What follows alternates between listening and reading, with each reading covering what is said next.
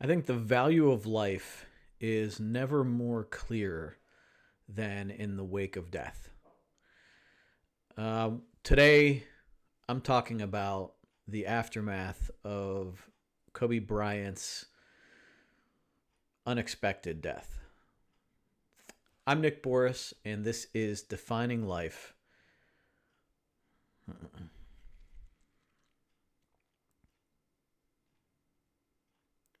I think the value of life is never more clear than in the wake of death.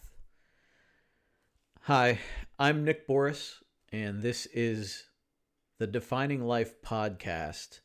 And today I'm talking about what we can take from the untimely and tragic death of Kobe Bryant. In thinking about this, looking back on how we were yesterday, I'm recording this on Monday, and my son and I had just sat down to watch the Pro Bowl when the announcement of this helicopter crash happened. And it came out quick shortly after it happened. And some of the news outlets were even saying that he had 4 kids of his on the helicopter with him. It didn't turn out that way. His 13-year-old daughter was there with him, along with 2 other families and the pilot, for a total of 9 people. And it really cast a shadow over the entire evening. My wife, hearing about it, was upset, trying to talk it through with my son. It was in the entire Pro Bowl, you could tell the energy was just sucked out of it. And, there's a lot of questions. Why is it such a big deal to us? My household is not a basketball family. But yet we still felt the sense of loss when such a big name is taken away at only 41 years old. And so it leaves a lot of questions. But the things, as I'm thinking it through and observing how people are handling it, there's a couple of things that come to mind. And I think the first thing that comes to mind is that life isn't fair. It doesn't matter how important we feel we are. We all end up in the same place. And, we're not immune to death. And we're, no matter who we are, no matter how powerful we are all going to end up in the same place. And if you look at this, the reason people mourn his death the way they are is because he did so much. Focusing on the good he did for the game and everything that he accomplished. And even the father he appeared to be, especially you see the photos with him and his daughter that passed away with him. They were clearly tight. And, I think people see the impact that he had and they feel the impact he had. And so we, feel that sense of loss. He lived probably more in 41 years than we will ever live in our own lives. The majority of the people listening to this and me, myself, he has done so much. The real part that's not fair is if you want to contrast his daughter's life to his. I mean, she was 13. She'll never get to experience all of the things that he did. And she'll never get to experience the things that you and I take for granted every day. She'll never get to finish high school, play any more basketball, experience love, marriage, having kids of her own. For her, life wasn't fair. Whatever we feel we might be destined to do, it could all be snuffed out. We never know. I mean, we'll never know. The person that may have been or had the ability to cure cancer or a major disease may have perished in a car accident or from getting the flu or in any number of ways. Life isn't fair. The smartest, the brightest, the most talented people are taken away constantly. And we need to understand that as people that go through life looking for fairness and looking to have things, in a lot of ways, have things handed to us.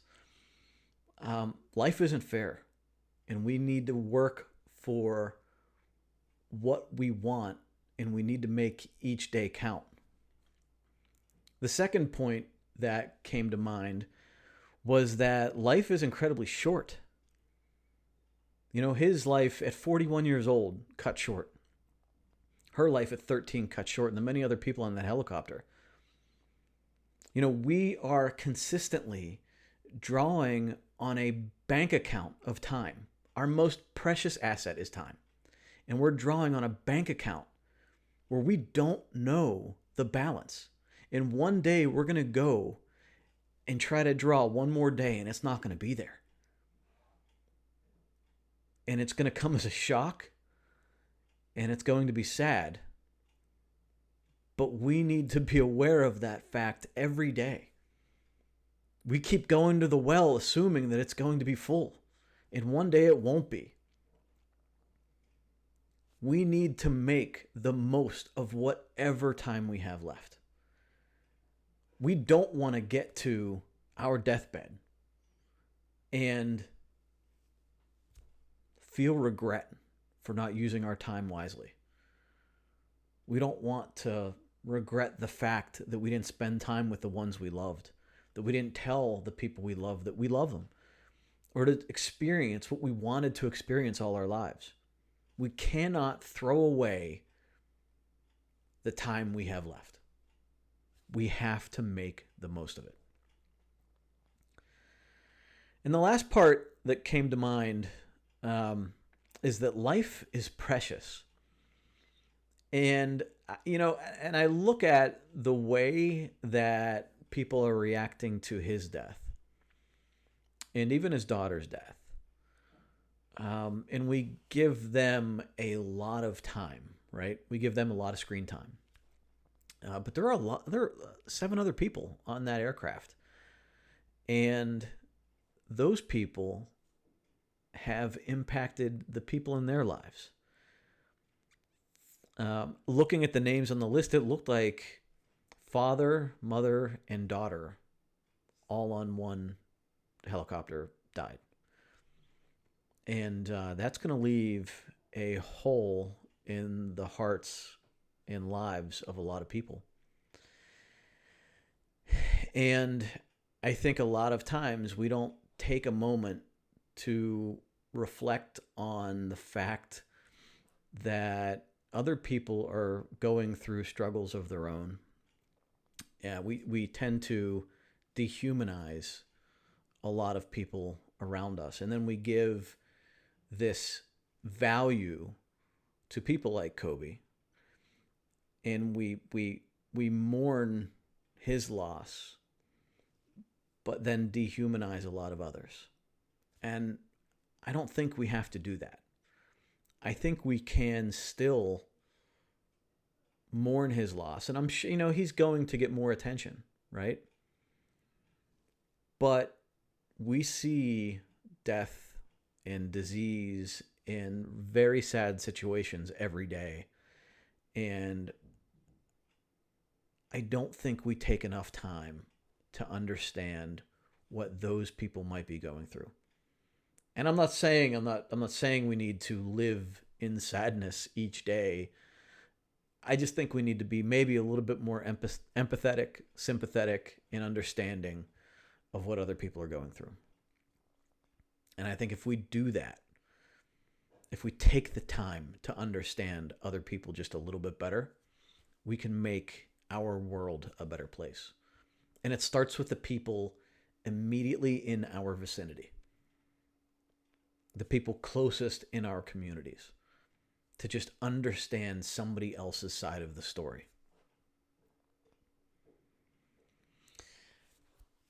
And bringing it all home to us, I think for us,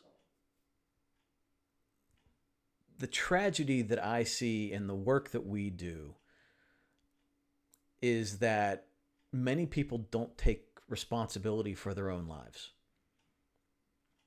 You know, when you contrast our lives and how we live to somebody that's that big of a star, right? I mean, he came onto the NBA scene at 18 years old. He was already kind of a legend at that point in time. He had a work ethic and passion for winning. And he took his life in his own hands and made it what he wanted it to be. And so many of us are throwing that away. So many of us just kind of let life slip by every moment. For what? You know? I mean, for why do we allow it to happen? Why do we waste our time and our abilities and our efforts? Why do we stop trying to strive and grow? And a lot of times I watch people and I think they just learned bad habits. They learned to that they can't grow. They learned that there's no other option. They learned that no matter what they do, they can't change their lives. And that's completely wrong. Completely wrong.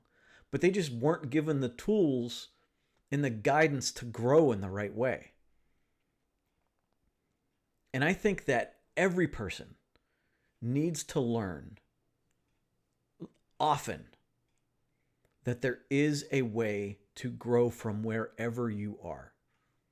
Whether it's reading or watching videos on YouTube or listening to podcasts or speaking with a teacher or looking for a mentor. There are so many ways to take your life in your own hands and grow and become that person you want to be. We, every day, need to take our dreams and connect our daily actions with where those dreams are. We have the opportunity, especially in this country, to become whoever we want to become. And we may fall short, we may make mistakes, but wherever we end up is much better than if we don't try at all. So I think the biggest lesson that anybody can learn from this is that we need to take responsibility for our own lives.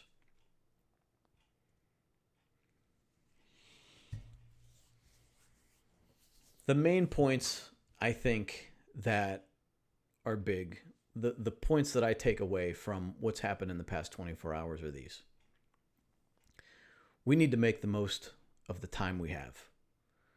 We need to keep improving and keep striving, taking small steps forward every day. We need to enjoy the moments that matter. Take time to really live in that moment and appreciate where we are right now.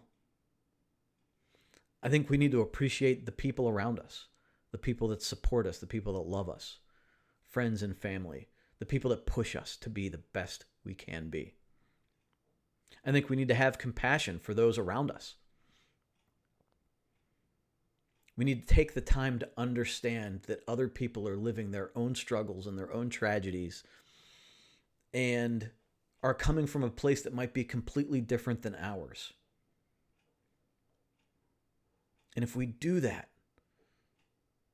if we take that time to understand, maybe we don't fight about as much as we're fighting about right now. And maybe we find some common ground to grow. And then the last thing I would say that I've learned from this and any other time that something like this situation has come up is that we need to live life like this is the last day that we have. Live like there is no tomorrow. Enjoy every moment. Stop putting off the thing we want to do. Stop putting off talking to the person we would like to speak with. Stop putting off everything that we are procrastinating and waiting to do that we know to live our best lives we need to do today. I wish you well. Make each day count. Small steps will create big results over time. Keep moving forward. I'll talk to you soon.